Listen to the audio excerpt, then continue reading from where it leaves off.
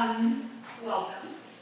During the next few minutes, we invite everyone in this room to lean into your deepest puzzle nerd. Sit back and listen carefully as we take a closer look at puzzles, why we love them, and why they're important to us. When's the last time you did something challenging just for fun? If I said to you, what's 1 plus 1? Or what was the color of the stop sign you stopped at this morning? That wouldn't be challenging or fun. There's a difference between answering a question and solving a puzzle. Knowing an answer and using your brain to figure out something new. What do we mean when we say puzzles, though? Well, it means something different to each person out there. But for us, when we say puzzle, we think about getting a set of information through words, visuals, symbols, even sounds, taking that information and figuring out what to do with it, and then working toward a solution. Now, what's cool about it is you get to use logic, reasoning, creativity, and more. Some puzzles may not even have instructions in them. What? That's crazy. Why wouldn't you have instructions? Come on, Marcy. Figuring out what to do with puzzles is often kind of the most fun part. Okay, puzzles have definitely become a part of our pop culture. With a show of hands, how many are familiar with Wordle? Yes, okay, just about everybody. How about connections? Yes, one of our favorites. Crossword puzzles. Okay, and how many of you guys were like me and did a ton of jigsaw over the last few years? Yes? This is a totally our people. Does anybody do the jigsaw puzzle without looking at the box? Okay, looking for you. I'm the only one. Oh my gosh. Okay. Anyway, yes, they're part of us. They're all around us. We love them. We are super fortunate that we get to write rules as part of our job. I love that. Hillary, do you have any apps on your phone? Oh my gosh. There are thousands and thousands of apps that have puzzles. How many of you have puzzle apps on your devices, right? Lots of other things too, but puzzle apps are on there. I have several. If anyone's ever looking for something, want to reach out to us, we're happy to share. But besides that, there's puzzles in our everyday life. We could go about our day just being bored and following along, or we could look for puzzles as we go. I think about it when I get stuck in Costco, and I'm in that line trying to figure out how to box up all of my groceries into the box, and not just that, but get it into the trunk of my car and get it into my house on my own. That's a puzzle in itself. I think about putting together IKEA furniture, or which line to get in at Costco. I see a lot of people, and sometimes we do this when trying to make a decision, whether to use rock, paper, or scissors in Rochambeau, right? Puzzles are everywhere. I just traveled this weekend and had to figure out, I did not want to check my bag, and I had to figure out how to get everything into a suitcase that was about this big. So they're everywhere. They fit into our everyday lives if we choose to look for them. But why do we love puzzles so much? Well, as humans, we love discovering and having those aha moments. Now, if you've ever studied something, which in a room full of high schoolers, I know this has happened recently for you, if you've ever studied something and you've been stuck, you've racked your brain, you can't figure out the answer, and then all of a sudden, you're right at that point of frustration or you're giving up, and it clicks. That is an aha moment. We live for those. Now, sometimes we don't even know how to get started on puzzles. So, aha moments can happen anywhere along the process. Because remember, puzzles don't always come with instructions. We like to joke that when we see puzzles that have too many instructions, those turn into worksheets, right? So we don't want that. These aha moments, though, are what drives us puzzle nerds, and it sounds like many of you in this room, to keep challenging yourselves and doing more. Think of it like leveling up in a video game. Now, when solving, there are certainly times these aha moments come less frequently and more challenging to come by. You might think to yourself, I'm stuck, or I need a hint, I'm ready to give up. Or you might think sometimes, I'm not smart enough to get this. Or if you think you're smart enough, you think, oh, these people must have made a mistake in their puzzle. Well, regardless, you've got to push through these things. Keep challenging yourself, because perseverance is completely worth it. The most satisfying aha moments often come, whether you're studying or doing a puzzle, often come right when you are almost at that point of frustration and the answer comes. It's like that light bulb, right? One way to get unstuck, though, is through collaboration. And this is why Marcy and I work together, so creating puzzles together and solving them. Marcy, didn't you just have a time when collaboration with your family actually helped you? Yes. My favorite thing about puzzles is actually the collaboration part. I love doing them with my friends and family. It just makes it more fun. And one of those apps that I have on my phone, I'll tell you, is the New York Times app. There's awesome puzzles on it. I see some excited people in the audience. Yes, connections and Wordle. The crossword puzzle, I don't know if all of you know this, but they start out easier on Mondays and get harder as they go through the week. So by Saturday, they're pretty challenging. I don't remember which day of the week it was, but a little bit a while ago there was a puzzle, and one of the clues was a 4-letter word for girl with gusto in Gen Z slang. Now, as you can tell, I am not Gen Z, but luckily I have some family members who are.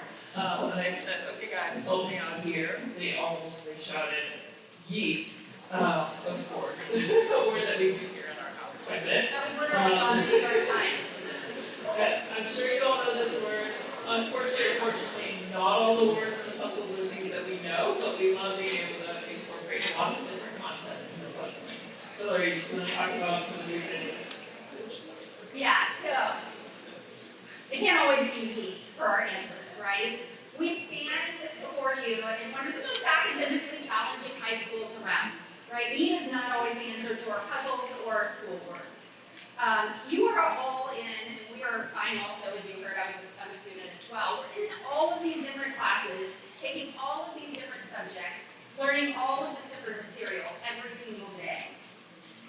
Well, sometimes, and I know I've had it in the past, but sometimes we get the opportunity to be in a classroom with this incredible teacher who doesn't just give up students a list of items to memorize, but actually breaks it down for us in a fun way. Raise your hand if you have this semester you have a teacher like that who actually gives you really cool material sometimes to learn. I've seen some of it come home. Yeah, I see some hands, absolutely. So these are the things that stick with us longer. When we get to collaborate with partners, when we get to come up and draw a cartoon maybe for a topic, right? Well, how many of you are in chemistry or have had chemistry recently and had to learn about the periodic table? Excuse me, get the opportunity to learn about the periodic table. Well, it overwhelms me dramatically whenever I use the word it. There are so many letters and numbers and words that I did not fully understand when it came time to memorize this.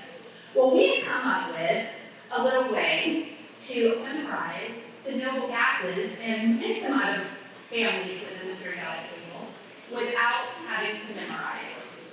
And Anybody recognize it? We can see sometimes trying to figure it out. These are this is the noble gases, and of course, 6 of them. And this is one way, through a puzzle version that we call, a puzzle type we call picture me this. So yes, we do a lot of learning in school. Hopefully you have a lot of creative opportunities during this time. The best part about puzzle though is it's not just during school or when we're standing in line at Costco that we get to use puzzling. It happens in our everyday lives. And as we finish our formal education, whatever road you take beyond high school, as you finish your formal education, you move into a period of life that we call being in the real world. Now, real doesn't have to be boring. How many of you ever say to yourself, or ever heard adults say, gee, I wish my writing were more flat, or I wish I were less creative? And you're not going to hear that, right? Because thinking differently takes us further. Many real jobs require creative thinking, problem solving, even puzzles. And if they don't require them, they can support them. We often think about the STEM careers as being the jobs that get to use the most creative thinking. But I'm going to challenge you to think about other opportunities that are out there. There are tons that offer opportunities to use creativity. Think about the writer who gets to create stories. or the events planner, who gets to bring people together in fun and creative ways, or the business owner who supports staff and your business to grow. They get to use creative thinking every single day of their lives. All right, Marcy, we talked a lot about the big picture. Can you share with these guys some ways, some strategies, and real world situations to level up their puzzle worthiness? Yes, I'd love to. Okay, yes, we talked a lot about puzzles and how they lead towards creative thinking, which is fabulous. But now, how do we do it? How do we get better at it? And yes, we can improve puzzle solving skills. So for all of you out there that said, okay, I'm not smart enough or I'm not good at puzzles, pay attention, this is for you. Hopefully this will help you feel a little bit more confident in your puzzle solving skills.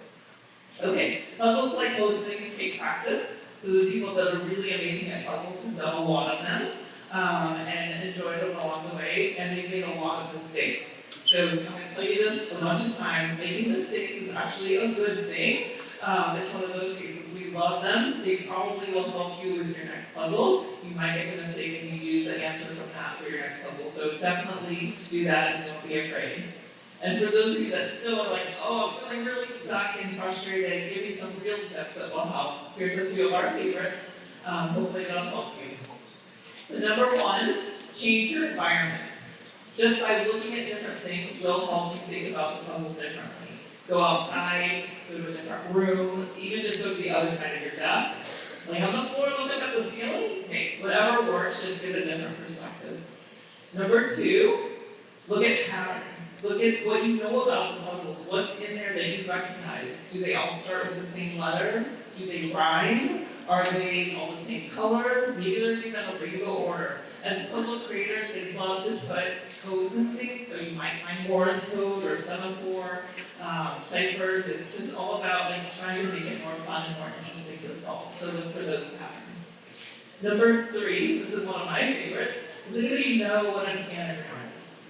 Yeah, show of hands. Okay, a bunch of you. So, I know it's so. So an anagram is you have a bunch of scrambled letters, and you have to unscramble them to figure out what words are. They're in a lot of puzzles, and super fun. We tend to want to just write them in a different order to try to figure it out. One helpful hint is instead write in a circle.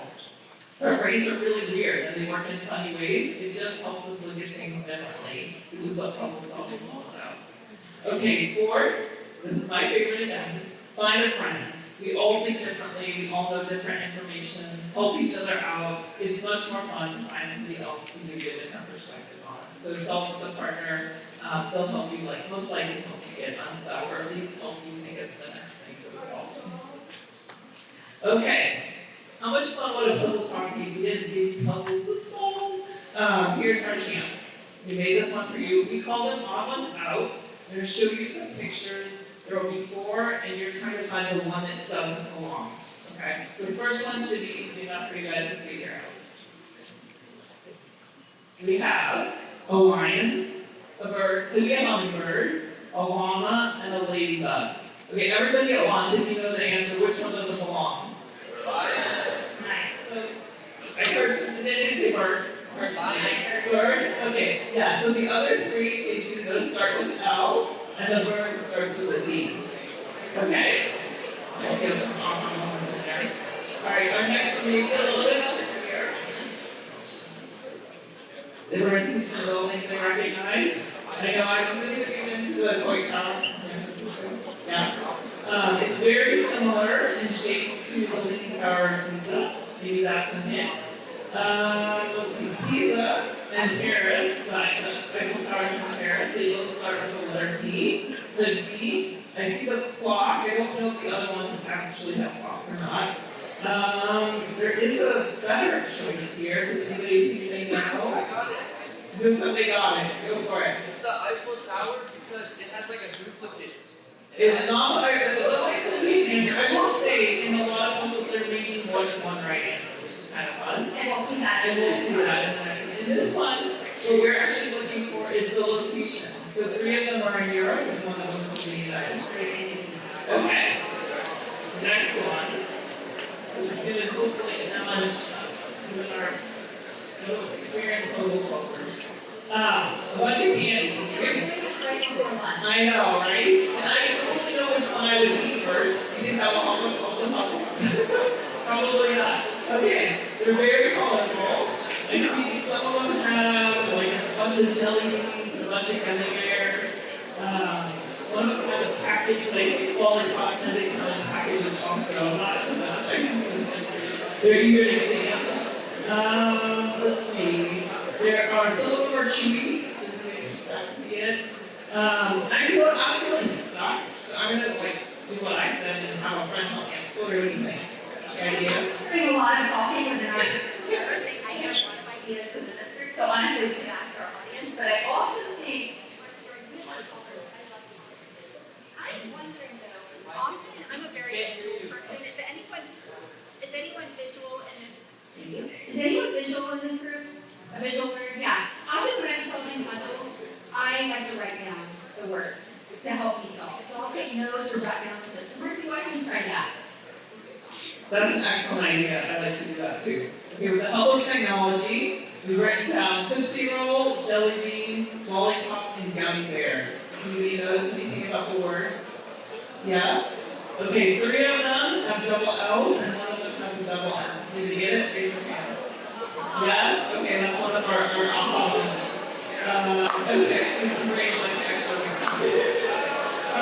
speaking of aha moments, I don't know if you noticed, but we hid some puzzles in our presentation. If anyone figured it out, awesome. If not, feel free to watch this as many times as you want later. Forward it to friends, ask them for help, and if you figure it out, reach out to us. We'd love to hear from you.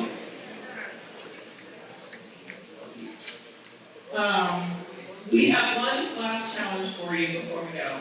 Everybody, find a new puzzle type to solve, find someone to solve it with, and have fun. We're off to write puzzles. Thank you.